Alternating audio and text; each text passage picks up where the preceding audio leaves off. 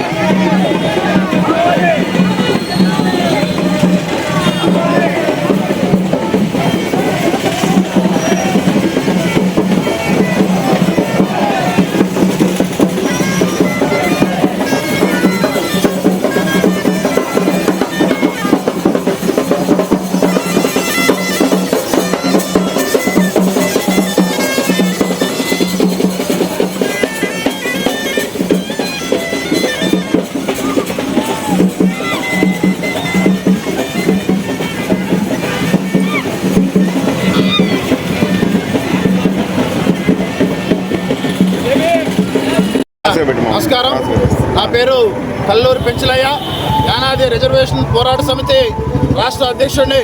ఏదైతే ఈరోజు నెల్లూరులోని వెన్నెలకంటి రాఘవయ్య భవన్ నుంచి ఏదైతే బీఆర్సీ సెంటర్ వరకు ఏదైతే ఎస్టీ వర్గీకరణ కోరుతూ ఈరోజు పెద్ద ఎత్తున ర్యాలీ నిర్వహిస్తూ ఉన్నాం. ఈ సందర్భంగా మేము ప్రభుత్వాన్ని ఒకటే విజ్ఞప్తి చేస్తూ ఉన్నాం. అయ్యా, ఈ రాష్ట్రంలో 10 లక్షల పైచులకు జనాభా ఉన్నటువంటి ఎస్టీ యానాదులకు ఇంతవరకు ఎలాంటి న్యాయం జరగట్లేదు. యానాదులు నేటికి అన్ని విధాలా వెనుకబడి ఉన్నారు.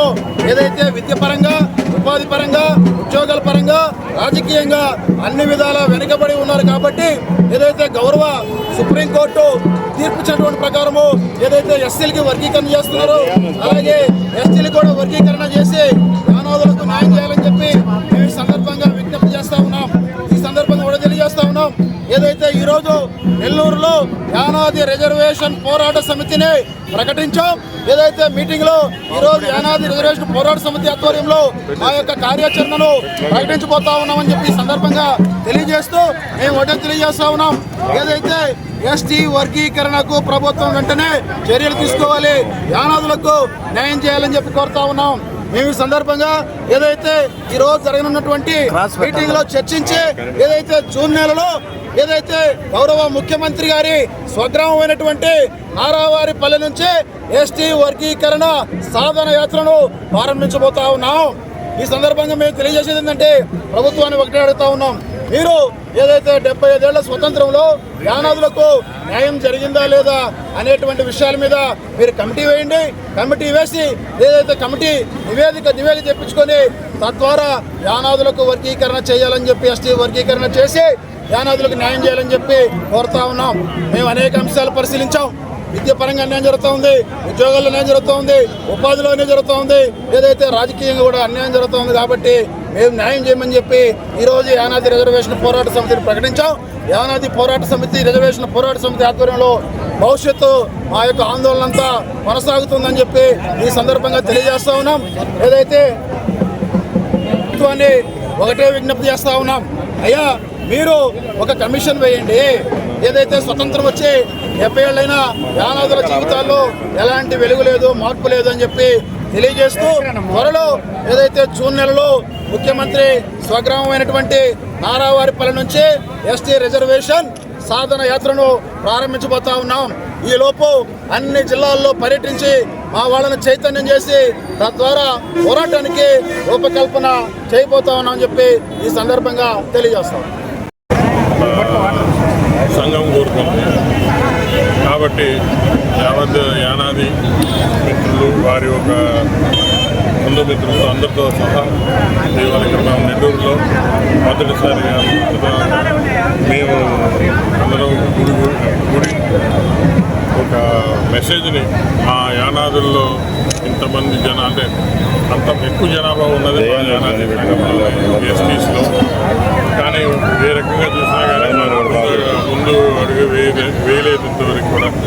మిగతా యానాది సంఘాలు కాకుండా మిగతా సంఘాలు, మిగతా కులాలు ఎస్టీస్లో వాళ్ళందరూ మంచిగా చక్కగా ఎడ్యుకేషన్ కానీ అన్నింటినీ వాడుతున్నారు. వాళ్ళు వెనకబడ్డ ఉన్నారు.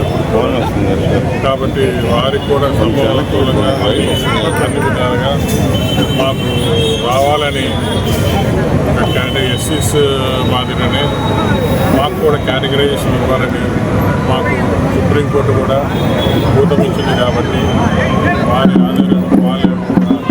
గైడ్లైన్స్తో మేము ముందుకెళ్తున్నాము. కేటగరైజేషన్ గురించి వాళ్ళందరూ మంచిగా కూడికలు వచ్చి తర్వాత మేము ఇది పెద్ద ఎత్తున మన చంద్రబాబు నాయుడు గారి నారావారిపల్లిలో మంచి జూన్లో మేము స్టార్ట్ చేస్తాము.